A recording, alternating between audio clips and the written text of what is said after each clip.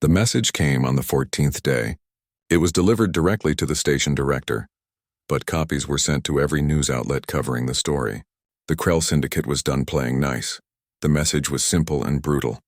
Hand over the Villani child within 24 hours or there would be consequences. Equipment would malfunction. Accidents would happen. The station would face unfortunate problems until they cooperated. It was a threat. Clear and direct. The station director called another meeting. This time he looked scared. I cannot risk the entire station for one child, he said. We need to give them what they want. Minji slammed her hand on the table. Absolutely not. That child is under legal protection now.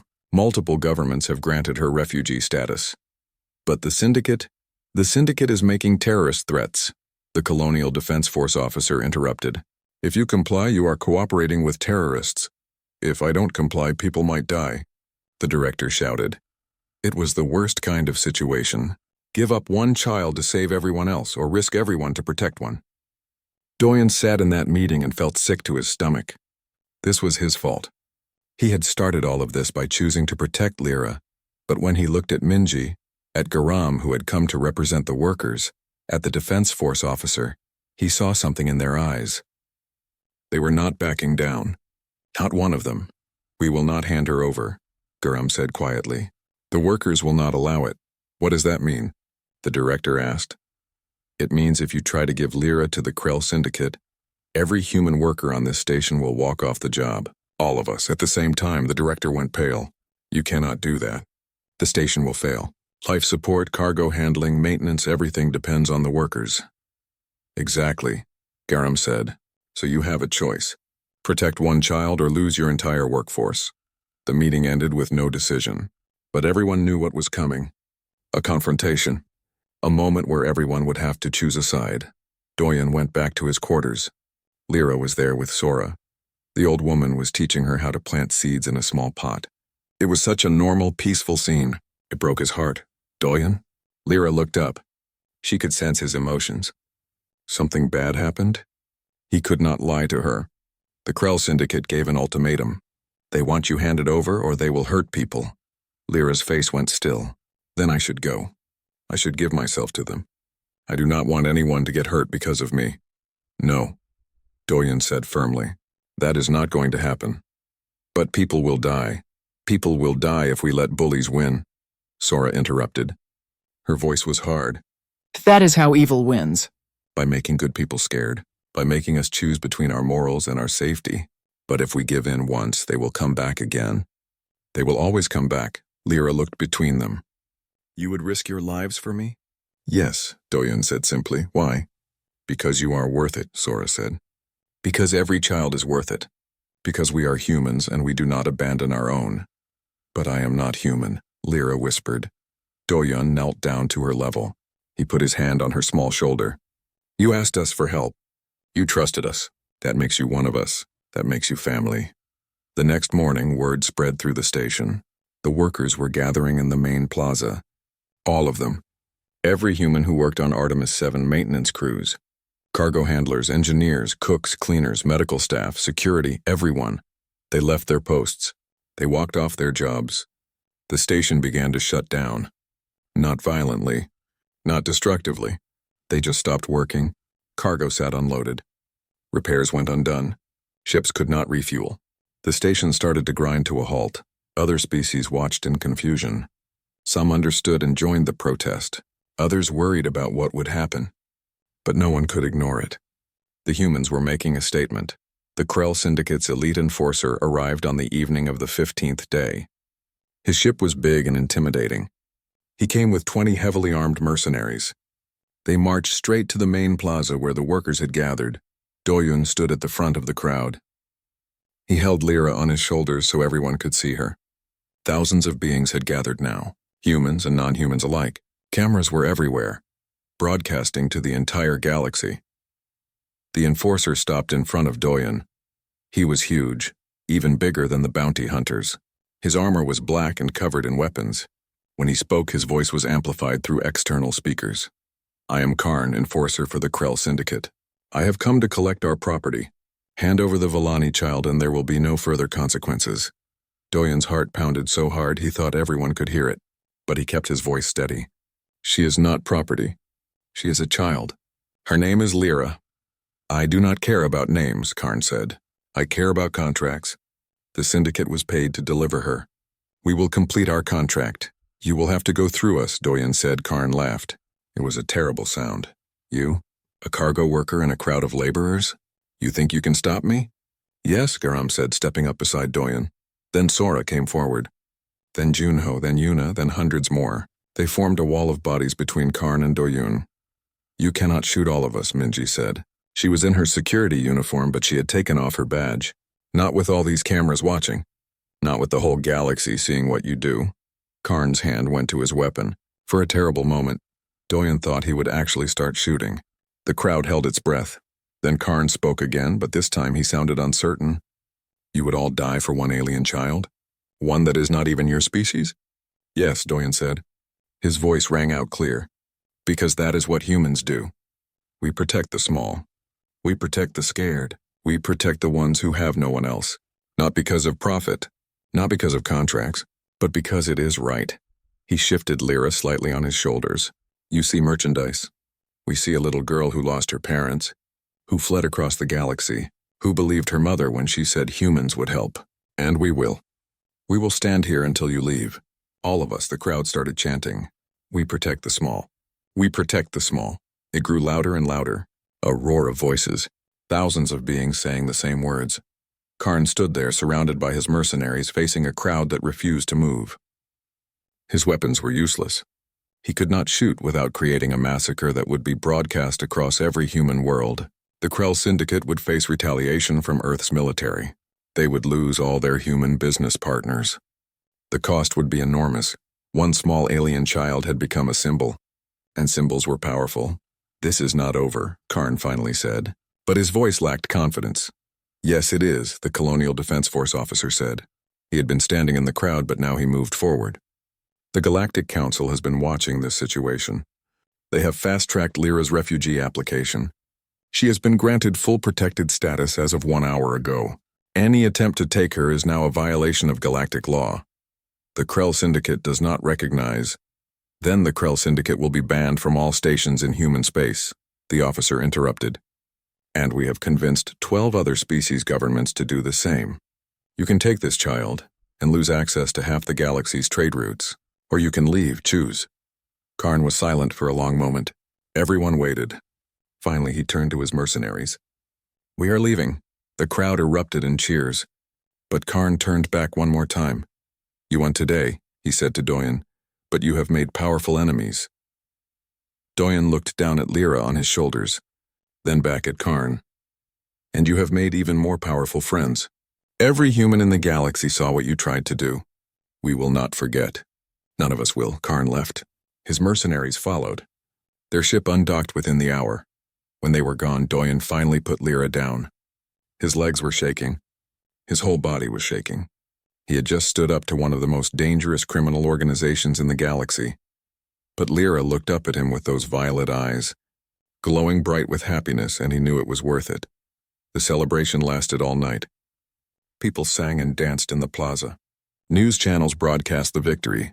Messages of support poured in from across the galaxy. But the most important moment came later, when the crowds had gone home and Doyen sat in his quarters with Lyra. You were very brave, Lyra said. I was terrified, Doyen admitted. But you stood anyway, Lyra said. That is what makes it brave. She climbed into his lap and hugged him. Mama was right about humans. You are special. You feel things so strongly that you cannot help but act. You saw me scared and you had to help. You saw injustice and you had to fight. Is that a good thing? Doyen asked. Yes, Lyra said, because it means people like me are never alone. As long as humans exist, there will be someone to protect the small. Doyen held her close, this small alien child who had changed everything, who had shown him that ordinary people could do extraordinary things, who had proven that sometimes the right choice was worth any risk. Outside, the station returned to normal. Workers went back to their jobs. Ships came and went. Life continued. But something had changed. Everyone who lived through those 15 days knew they had been part of something important. They had stood together. They had faced down evil. They had protected the vulnerable. They had shown the galaxy what it meant to be human. Everything changed on the 8th day. Minji came to Doyen's quarters early in the morning. Her face was tight with worry. Station management received an official complaint from the Krell Syndicate. They are demanding full access to search all human quarters, not just once. Permanent access until they find Lyra. Can they do that? Doyen asked. The station director is considering it, Minji said. The Krell Syndicate is threatening to pull their business contracts. That's millions of credits in trade. The director cares more about money than one alien child. Doyen felt anger burn in his chest. So they will just let them take her? Unless we can stop it, Minji said. She pulled out her data pad. I have been working on something. I contacted Earth's Colonial Defense Force. I also reached out to human rights organizations. But they all say the same thing. Without public pressure, without people knowing what is happening, they cannot help. This needs to be a story that people care about. What are you saying? I'm saying we need to go public, Minji said. Tell everyone what is happening here. Make it so big that the station cannot ignore it. Doyen thought about it. Going public meant more danger. It meant the Krell Syndicate would know exactly where Lyra was. But staying quiet meant losing anyway. How do we do it? He asked. Minji smiled. I know a journalist.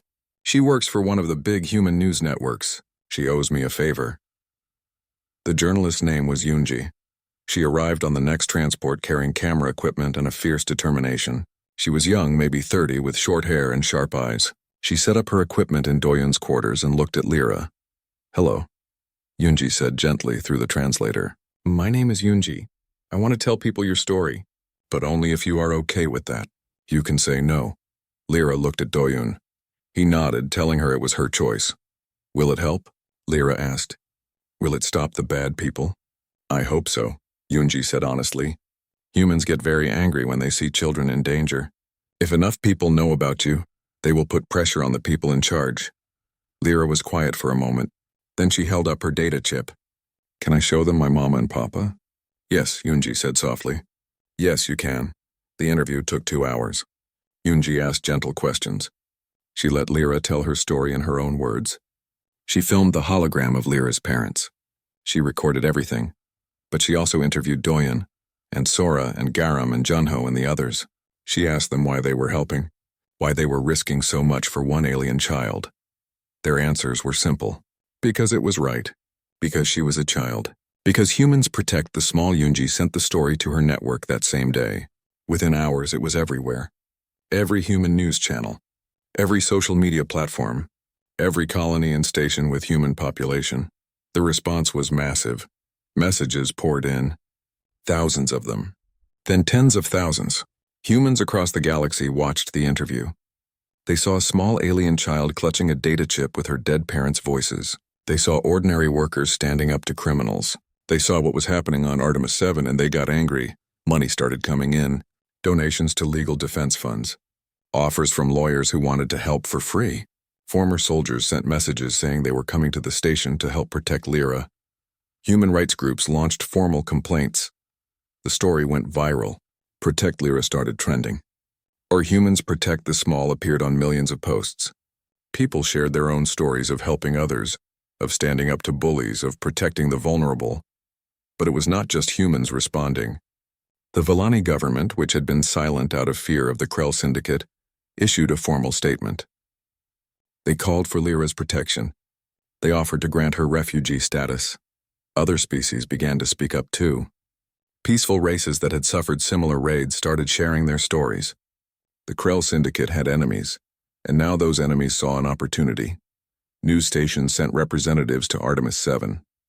The station was suddenly full of journalists and cameras. The station director could not make them leave. It would look too suspicious. On the 10th day, something incredible happened. A ship arrived at the station. It was not a military ship or a government vessel. It was a transport ship, the kind that carried workers and cargo. But when it docked, 200 humans came out. They were civilians. Factory workers from Earth, miners from Mars colonies, teachers from Luna, farmers from outer settlements. They all came to Artemis 7 for one reason. To stand with Lyra. Garam met them at the docking bay. What are you all doing here? A man in his 50s stepped forward. He had the rough hands of someone who worked in factories. We saw the news. We saw what you were doing here. We came to help. You came all the way here just to help protect one child. Garam asked, amazed. She is not just one child, a woman said. She is the reason we need to show the galaxy who humans are. She trusted us. Her parents trusted us. We will not let them down. The station director called an emergency meeting. Minji was there, along with the lead bounty hunter and several corporate representatives. The director was sweating. This situation has become complicated, the director said carefully. Perhaps we can find a compromise. There is no compromise, the bounty hunter said. His voice was cold through his helmet. We have a contract. The Villani child is merchandise. We will collect her. She is not merchandise, Minji said firmly. She is a refugee. The Villani government has granted her protection. Several human governments have offered sanctuary. You have no legal claim. The Krell Syndicate does not care about your laws, the hunter said. Maybe you should start caring. Came a new voice. A man in a Colonial Defense Force uniform walked into the room. Behind him were 6 armed soldiers. This station is under human protection now. Any attempt to take the child by force will be considered an act of aggression against human citizens. The bounty hunter stood up. You are interfering with private business. Private business? The officer said. You are talking about child trafficking. That is a crime under human law, and since this station has a majority human population, human law applies. The meeting ended badly for the Krell Syndicate. They left, but everyone knew they were not done. They would try something else. They always did. That night, Doyen stood in the main plaza of the station. It was packed with people, humans mostly, but also members of other species who had come to show support. Someone had set up a stage. Speakers. Cameras were everywhere. Minji pushed Doyen toward the stage. You need to say something. They are all here because of you. I did not ask for this, Doyen said. I just wanted to help her. That's exactly why you need to speak, Minji said. Doyen climbed onto the stage. His legs felt weak. He was not good at public speaking. He worked with cargo boxes, not crowds. But then he saw Lyra in the front row, held safely in Sora's arms. The small alien girl looked up at him with those violet eyes. Doyen took the microphone. His voice shook at first, then grew stronger. I am not special, he said. I am just a cargo worker. I load boxes. I take lunch breaks. I live in a small room.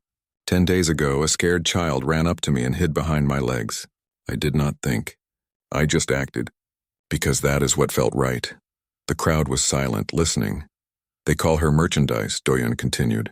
His voice grew harder. They call her property. But we see a child. We see someone's daughter. We see a little girl who lost everything and came to us for help. Her mother told her that humans protect the small. She trusted us with her daughter's life. He looked at Lyra. And we will not let her down. We will not let them take her. Because she is not alone. She has thousands of humans standing with her. Millions watching across the galaxy. All of us saying the same thing. You cannot have her. She is under our protection. The crowd erupted in cheers. It was so loud that Doyen had to step back from the microphone. People were crying, shouting, raising their fists in solidarity. Lyra's skin glowed brighter. Doyen had learned that Villani skin reflected their emotions. Right now she was glowing with something that looked like hope. Later, back in Doyen's quarters, Lyra asked him a question. What happens now? I don't know, Doyen admitted. The Krell Syndicate is powerful. They might try something else. But we have support now. We have people watching. That makes it harder for them. Are you scared? Lyra asked. Yes, Doyen said honestly. But being scared does not mean we stop. It means we keep going anyway. Lyra climbed onto his lap and hugged him. Thank you for being brave. Doyen hugged her back. This small alien child who had changed his entire life in 10 days. He had thought he was just a simple cargo worker. But now he was part of something bigger, a movement. A statement to the galaxy about what humans stood for. Outside, the station buzzed with activity. More ships were arriving. More people coming to help. The story was still spreading. The Krell Syndicate thought they could quietly collect one alien child and sell her. They thought no one would care. They thought wrong. Because they forgot one important thing about humans. When you threaten a child, especially one that asked for our protection, humans do not back down. They do not compromise. They stand together. They fight, and right now thousands of humans were standing together for one small alien girl with silver skin and violet eyes. The Krell Syndicate had made a mistake. They picked a fight with humans, and humans never forget the ones who need protecting. Doyen did not plan for the story to spread. He wanted to keep Lyra hidden, keep everything quiet. But stations were like small towns. People talked. Word traveled fast, especially in the human quarters. It started with his neighbor, Sora. She lived in the unit next to his. She was an older woman who worked in the station's gardens, growing food in the hydroponic bays. Her hair was gray, and her hands showed years of hard work. She had lived on Artemis 7 for 15 years. On the second night, Sora heard crying through the thin walls. Not adult crying, a child's cry. She knew Doyen lived alone. She knew he had no children. So she knocked on his door at midnight, worried something was wrong.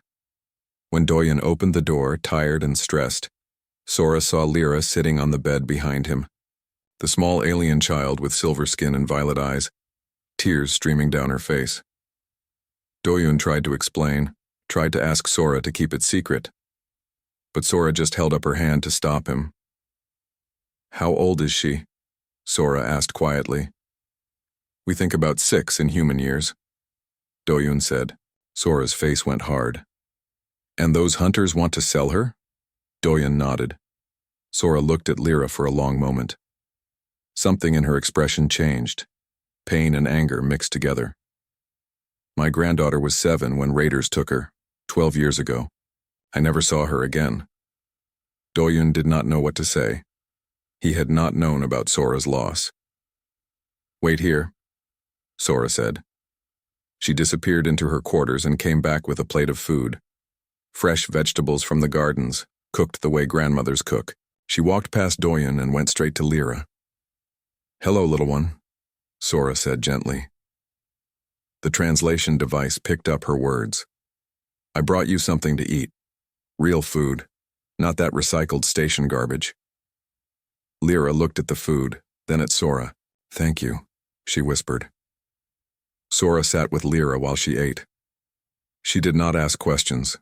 She just sat there, a quiet presence. When Lyra finished eating, Sora took the plate and stood up. "Tomorrow I will bring breakfast," she told Doyen. "And, if you need somewhere to hide her, my quarters have a closet with a false back, left over from the old smuggling days. No one knows about it except me. Sora, you don't have to—" "Yes, I do," Sora said firmly. "I could not save my granddaughter, but maybe I can help save her." She looked at Lyra. No child should be alone. No child should be sold like cargo. After Sora left, Doyen realized something. This was not just about Lyra anymore. Each person who helped her was fighting their own old battles, protecting their own old wounds. The next person to find out was Junho. He was a mechanic who worked on the station's ships. He was rough around the edges, always covered in grease, and he swore a lot. But he was good at his job and loyal to his friends. Junho came to fix Doyen's broken air filter. He saw Lyra trying to hide under the table. He stared at her, then at Doyen. "Is that the kid from the marketplace?" he asked. "The one everyone's talking about?" "Junho, listen. Krell Syndicate is looking for her, right?" Junho interrupted. He scratched his chin, leaving a grease mark. "They will check identity papers. Make sure everyone on this level is registered properly." Doyen felt his stomach drop. "I know. So she needs papers," Junho said. "Fake ones, good ones, the kind that pass basic scans. Can you? Can you do that?" Junho snorted. "Kid, I used to run with a crew that moved cargo the stations did not want moved. I know how to forge documents. Give me 2 days." "Why would you risk that?" Doyen asked. "You could get in serious trouble." Junho looked at Lyra, who was watching them both with wide eyes. "My little sister was 8 when she got sick. Needed medicine we could not afford. A human doctor on a station like this one gave it to her for free. Saved her life. She told me that's what humans do. We help each other. We help kids." He stood up to leave, then turned back. "Besides, the Krell Syndicate are bastards. I don't like them. Never did. Word continued to spread. Yuna, a shuttle pilot, offered to have a ship ready for emergency evacuation. Hyun, who had been a military medic before working on the station, checked Lyra's health and brought vitamins. Taejin, who worked in communications, said he could monitor security channels for any alerts about Lyra. Each person who came brought something: food, supplies, information, help. They did not all know each other well. Some barely talked outside of work. But they were all human, and they all agreed on one thing: the child needed protection. On the fourth day, Minji came to Doyun's quarters with news. The Krell Syndicate had pressured station management. They were going to search the human quarters. When? Doyun asked. Tomorrow morning, Minji said. I could not stop it. The station director signed the order. Doyun felt panic rise in his chest, but before he could speak, his door chimed. And again, and again. He opened it to find a dozen people standing in the corridor. Garam, Sora, Junyo, Yuna, Hyun, and others. They all looked serious. We heard about the search, Garam said. We have a plan. They came inside and spread out a map of the human quarters on Doyun's table. Lyra watched from the bed, confused but quiet. We move her every 3 hours, Yuna explained. They cannot search everywhere at once. We stay ahead of them. I have clothes that will help her blend in, Sora added, and a hat to cover her head. From a distance, in dim light, she might pass for a small human child.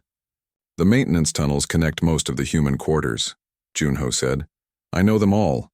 We can move her through there without being seen in the main corridors. Doyun looked at all these people, his friends, his neighbors, workers who spent their days loading cargo and fixing machines. Normal people. But they were standing here planning to hide a child from dangerous criminals. Why are you all doing this? He asked. You could get hurt.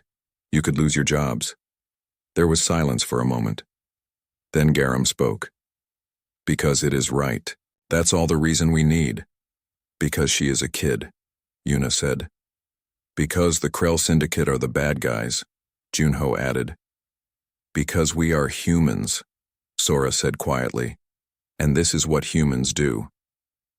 The search happened the next morning, just as Minji said. 6 bounty hunters and 4 station security officers went through the human quarters, checking every room. But Lyra was not there to find. She was in the maintenance tunnels with Junho, then in Sora's hidden closet, then in the medical bay with Hyun pretending to organize supplies while Lyra hid in a storage cabinet. The humans moved her like a chess piece, always 3 steps ahead. The hunters grew frustrated.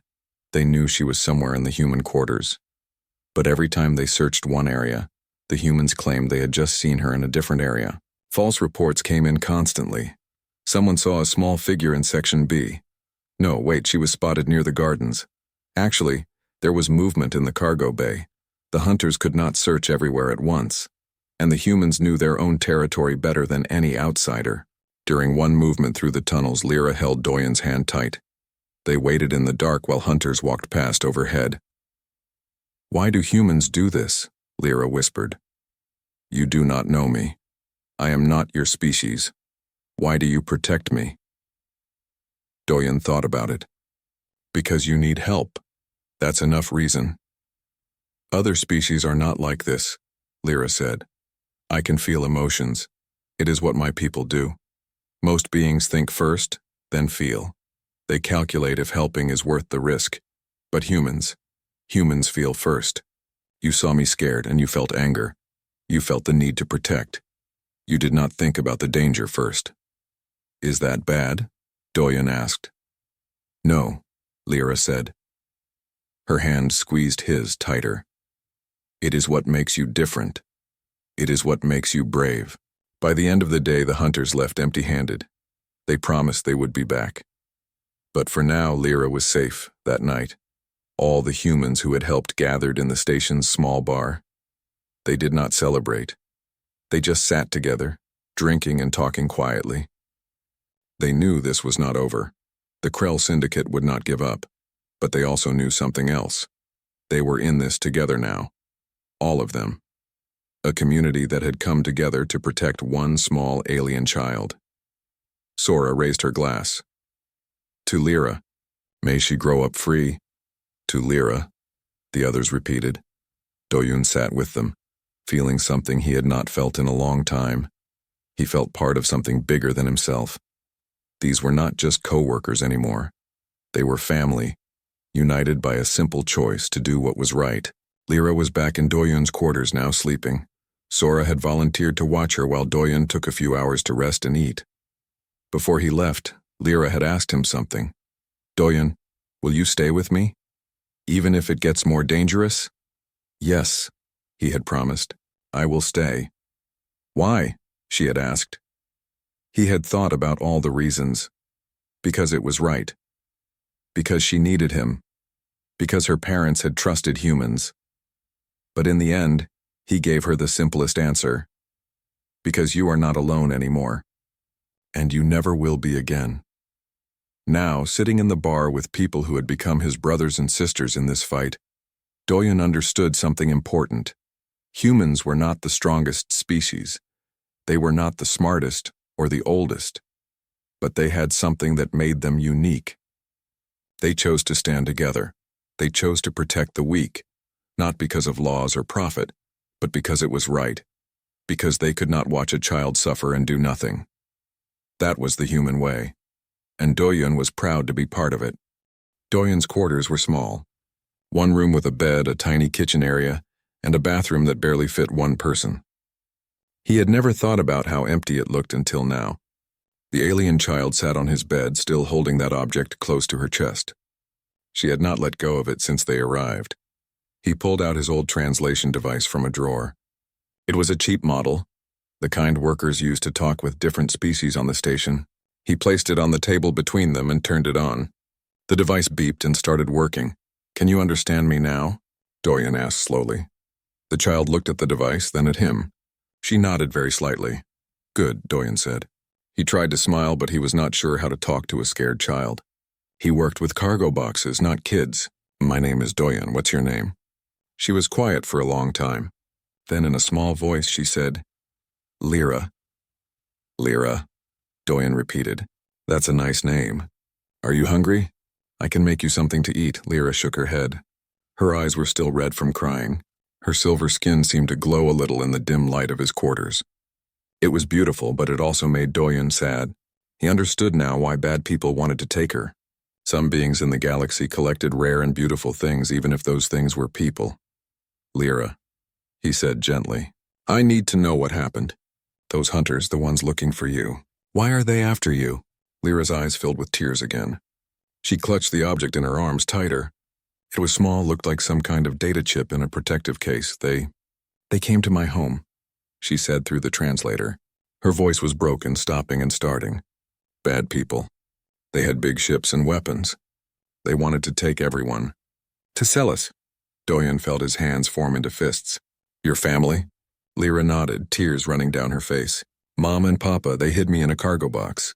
They said I had to be very quiet. I heard bad sounds. Mama screaming. Papa fighting. Then everything went quiet. She could barely talk now through her crying. Doyun moved to sit next to her on the bed. He did not touch her, just sat close. They put the cargo boxes on a ship, Lyra continued. I stayed hidden for many days. The box got moved many times. Then I was here on this station. When they opened the boxes, I ran. I did not know where to go. I just ran. And you ran into the marketplace, Doyun said quietly. Mama told me something, Lyra said. She looked at the data chip in her hands.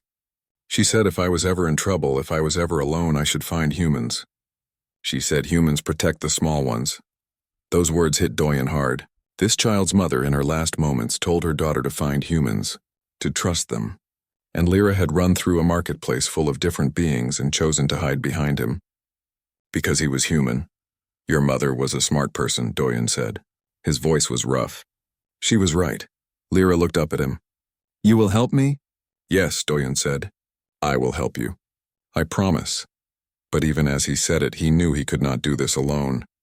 The Krell Syndicate would come back. They would search harder. He needed help from someone who knew about station laws and security. He needed Minji. Minji arrived 30 minutes later.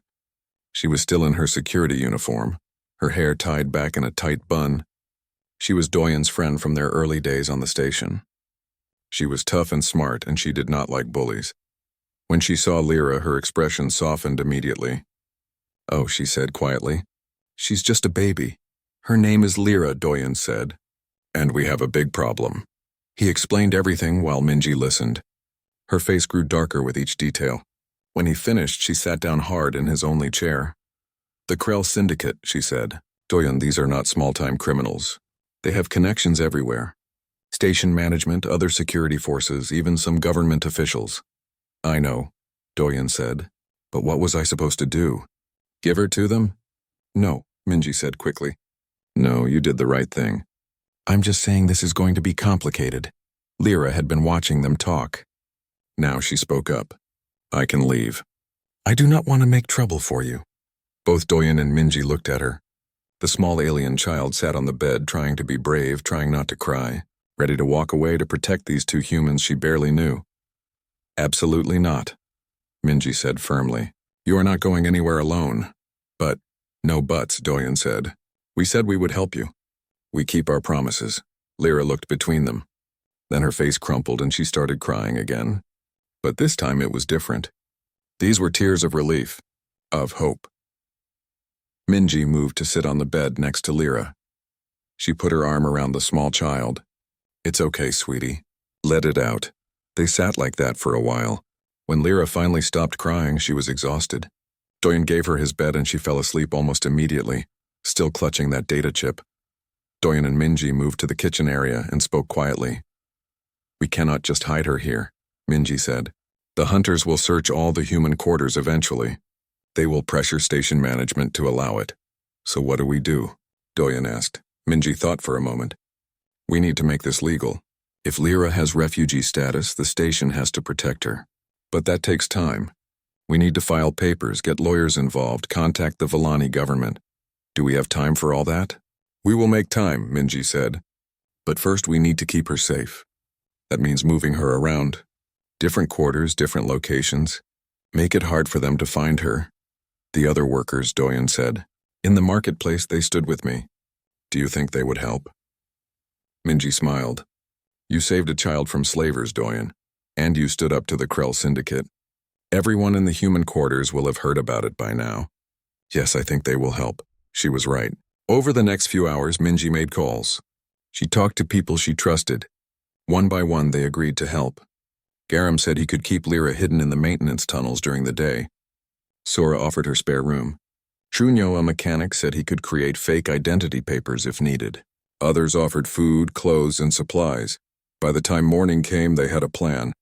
Not a perfect plan, but a start. Lyra woke up slowly. She looked confused for a moment, then remembered where she was. She sat up and looked around for Doyen. "I'm here," he said from the kitchen. "Are you hungry now?" Lyra nodded. Doyen made her a simple meal. He was not sure what Villani ate, but the translation device said they could eat most basic foods. She ate slowly, like she had not had real food in days. While she ate, Minji explained the plan. Lyra listened carefully. "You trust these people?" Lyra asked. "These other humans?" "Yes," Doyen said. "We take care of each other here. That's what humans do." Lyra was quiet for a moment. Then she reached for the data chip she always carried. "Can I show you something?" "Of course," Doyen said. Lyra pressed something on the device. A hologram appeared above it. It showed two adult Villani, their skin glowing with soft light. They were smiling.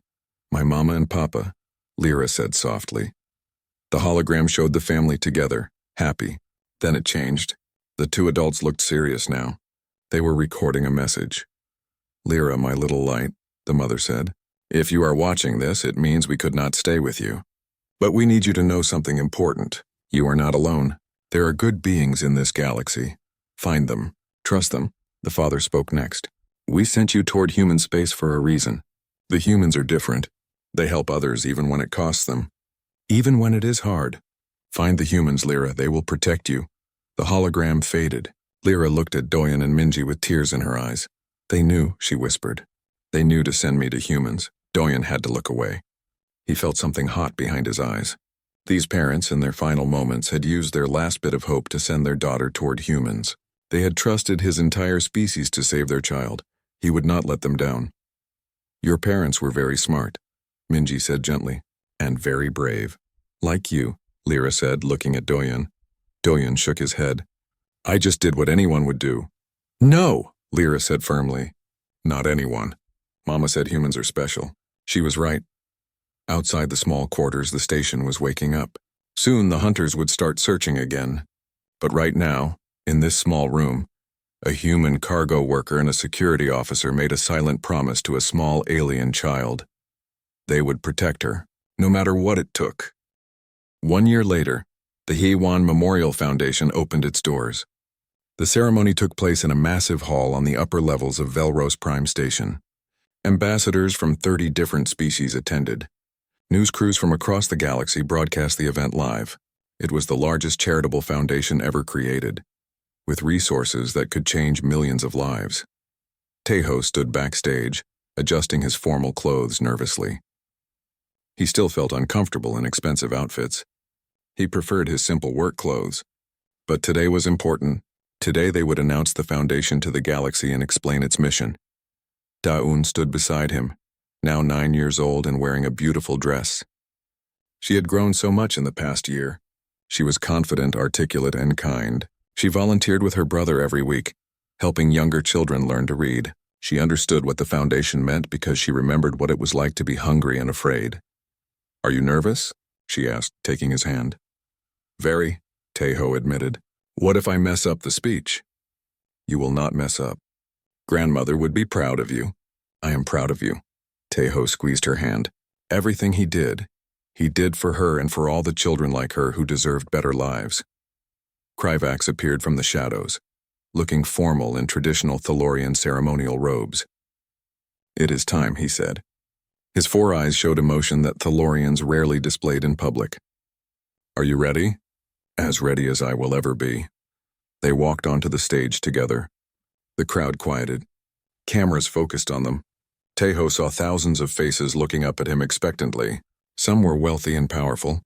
Others were refugees and workers who came to see what this foundation would mean for them. He took a deep breath and began to speak. My name is Tejo, he said, his voice carried by speakers throughout the hall. 1 year ago, I stood in a food line in the lower levels of this station. I was poor, hungry, and scared. My only goal was to keep my little sister alive. I thought that was all my life would ever be. Survival day after day with no hope for anything better. He paused, letting his words sink in. Then I met Kryvax. He saw a bracelet on my wrist and recognized it. That bracelet connected us across 40 years and changed everything. But this foundation is not about me. It is about the woman who owned that bracelet first, my grandmother, Heiwan. On screens throughout the hall, the photograph from Kryvax's shrine appeared. Heiwan smiled at the camera, young and full of hope, wearing the bracelet that started everything. My grandmother taught me that wealth is not measured in credits, Tejo continued. She said real wealth is measured in the lives you touch and the good you do. She lived in poverty most of her life.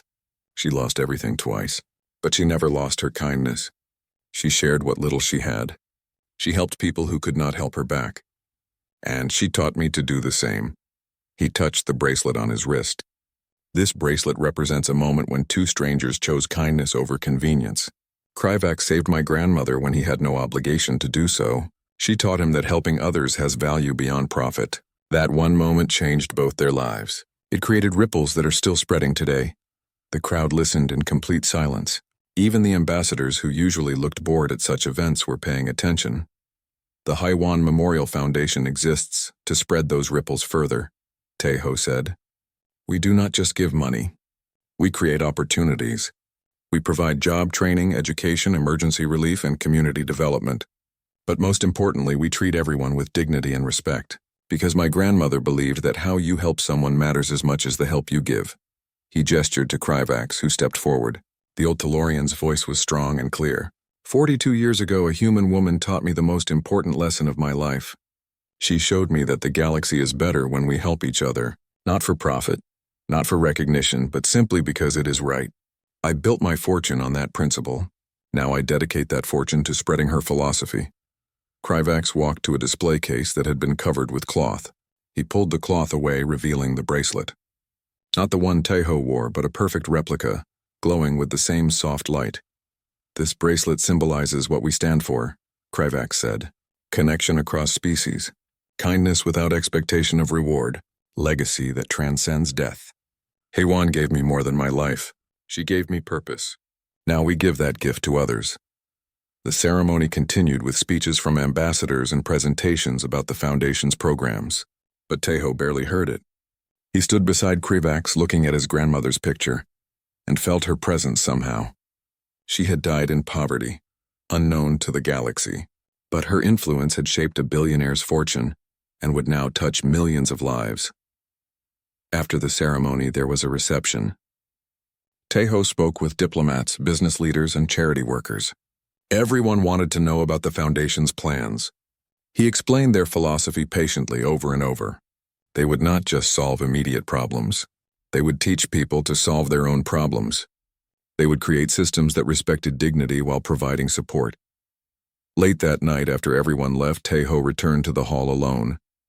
He stood before the display case containing the replica bracelet. His own bracelet hummed softly on his wrist, responding to the proximity of its twin. "I hope I am doing this right, grandmother," he whispered. "I hope you would be proud." She would be. Tejo turned to find Kryvax standing in the shadows. The old Thalorian walked slowly to join him, looking at the bracelet with ancient eyes. "You know," Kryvax said quietly, "when I made this bracelet 42 years ago, I was just practicing my craft. I never imagined it would become a symbol of something greater. I certainly never imagined it would lead to this." "Do you ever regret it?" Tejo asked. "You could have left my grandmother in that pod. You would still be wealthy, but you would have more. You give away so much. Regret?" Kryvax laughed, a sound like wind chimes. "Never. Before I met Haywan, I was rich but empty. I had everything and nothing. She showed me what it meant to be truly wealthy. Not in credits, but in purpose. Every credit I give away brings me more joy than any credit I keep. That is her gift to me." They stood together in comfortable silence, two beings from different worlds connected by one woman's legacy. "What happens now?" Tejo asked. "Now we work," Kryvax said. "We build the Foundation into something that will last for centuries. We help millions of people find opportunities and dignity. We spread your grandmother's philosophy across the galaxy. And when I am gone, you will continue the work. Then Da'un will continue after you, then her children. The legacy will never die. That is a heavy responsibility. Yes, but you are not alone. I will guide you for many more years. And you have already proven you understand what matters. You kept your grandmother's promise even when it hurt. You chose honor over comfort. You helped others when you had little to give. That is the spirit we need." Tejo looked down at his bracelet, watching the stones pulse with soft light. Each stone represented one of the 7 virtues of Kryvax's home world: compassion, courage, honesty, justice, wisdom, humility, and hope. His grandmother lived all these virtues without knowing what they were called. She just knew what was right and did it. "I will do my best," Tejo said. "For her.